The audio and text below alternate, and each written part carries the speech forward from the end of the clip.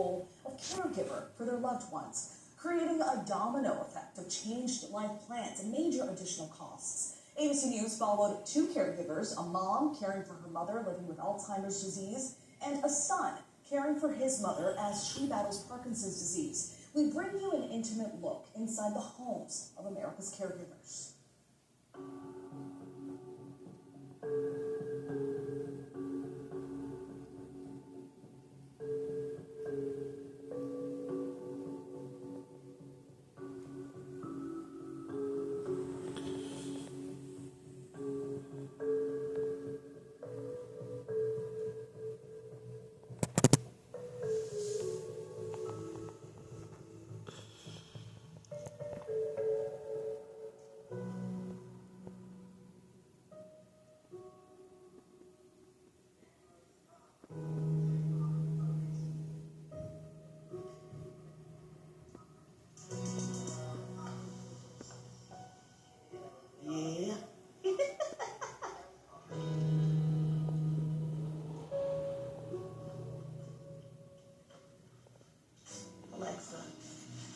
Play Travis Green.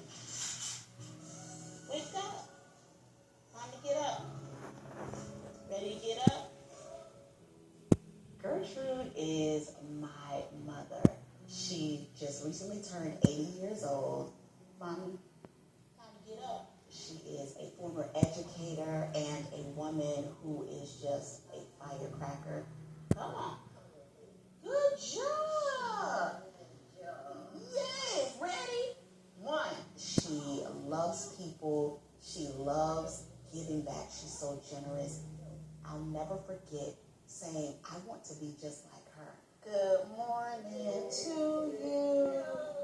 She was diagnosed with Alzheimer's with behavioral disturbances in September of 2014. We noticed that she was forgetting things. Good job. Come on. It kind of shakes you. I've seen my mother change. I don't know who she is. Oh, she's exhibiting various behaviors, like she's biting her hand. She paces back and forth. Oh, it's okay. She's doing this sound, saying, ee, ee, ee, ee. You wearing yourself out? Becoming a caregiver has been hard. I am naturally a go-getter. There's no stopping me. You're so sweet too, girl. Caregiving has shifted things in me. We're going upstairs. Yes, we're going to eat because it's not really hitting everyone's home where you don't see it. People really don't understand the magnitude. We need to dismantle the system in order to prepare for what's coming.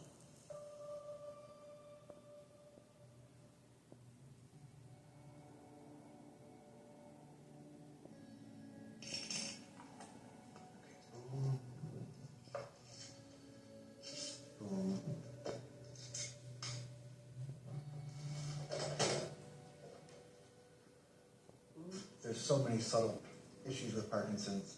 Take it real slow. Learn the hard way when she started having more balance problems.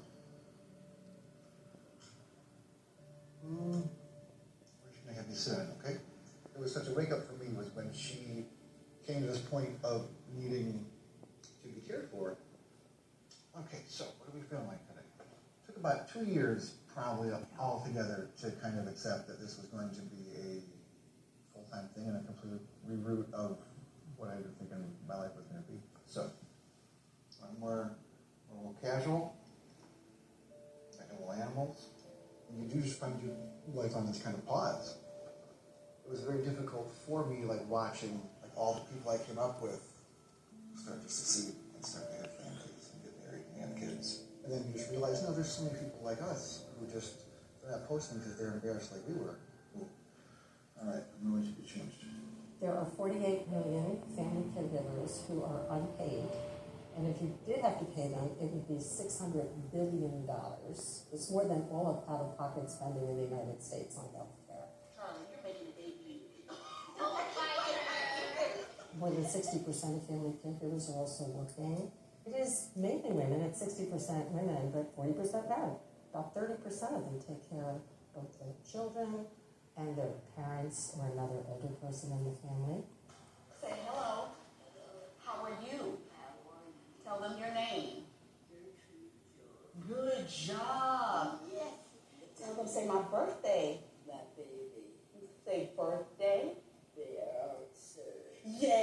good job. Say it was yesterday. Oh, it was? Mommy. It's been a journey, a long journey. This is her 10th year. So many phases. In 2014, she got lost one day coming home, and where she lived is a small community. She pulled on the side of the road, and someone happened to pull behind her. They were like, "Hey, you okay?" And she was like, "I don't know my way home."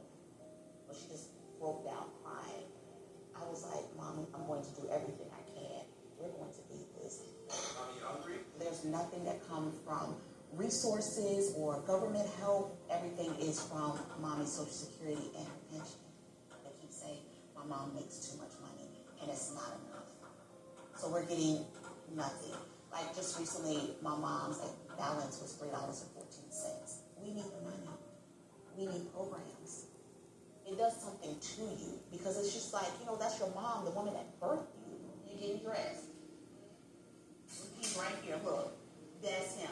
My husband does an amazing job at taking care of Mommy. Like, he gets her up in the morning. He makes sure that he's taking her up and down the stairs.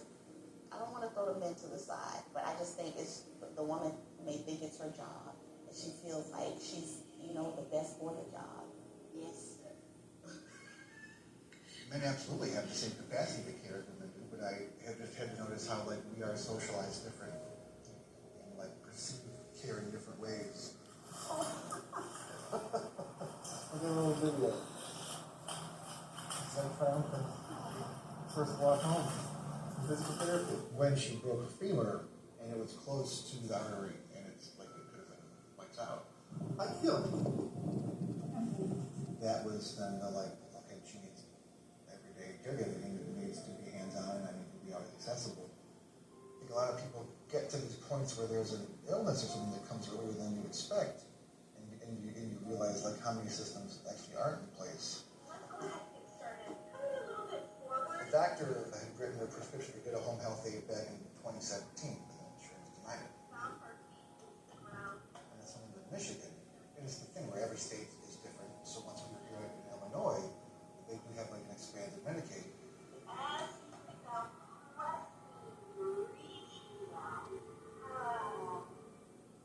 She qualified for 19 hours of a home health aide. I do get paid for the 19 hours a week. It's been great that I can get paid for a fraction of the hours I work for her. Every state actually offers some type of paying family caregivers. That varies by state. It may not cover a spouse. There's all different rules. It's often under the state and federal program known as Medicaid. It's not quite minimum wage. I mean, it would be life-changing if we could get an aide, and then I could have those hours back to be working on freelancing in my own career. It's very expensive to hire somebody to be at home, but far less expensive than a nursing home. Mommy has Social Security. Mommy has a pension as a retired teacher. And unfortunately, it is not enough. Care is over $6,000 a month. And Mommy is not bringing that in. Mommy's care last year was $90,000. She only made $66,000. She doesn't have it. Her savings are depleted. Memory care communities out here are $12,000 a month. If we do not help family caregivers, if they can no longer do what they're doing, then we're going to have a huge cost problem. We're having to lean in and give money for care, and we just had to recently release a caregiver. QRSST. I cannot work a full-time job. My husband cannot work a full-time job because caregiving is always at the forefront. There is definitely a care crisis in America right now.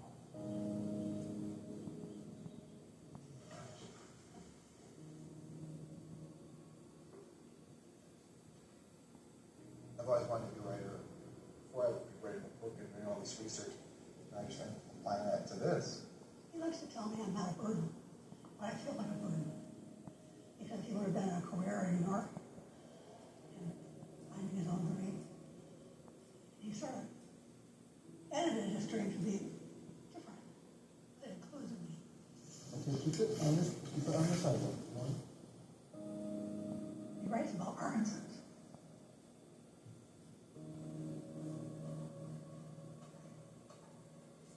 does feel like part of a bigger purpose. I've been actually given things to write about. I will always say, like, the best stuff for me comes from her. She's always my biggest supporter and biggest encourager. I remind her often that Parkinson's is the burden, and it's one we share. I don't remember my mom at, 10. I don't remember my mom at 23. I don't remember my mom at 32. So much has happened in the 10 years, and she's a totally different person. Like, people say, can you show us pictures of your mom? Before, and I look at her and I'm like, who is she? And so while it is hard, I want to show people that it's hard, but it's doable. It's hard, but it's beautiful. Go, Gertrude, that's my Gertrude. My Gertrude, that's my go. Go shake it and shake it, don't break it. You look cute. Yes, girl. Beautiful to see that we have each other's support. We take you inside Ty's fight on Capitol Hill and Brandon's New Way to connect with a like-minded community in our full ABC News Live special, America's Care Crisis, streaming tonight at 8:30 Eastern. Coming up.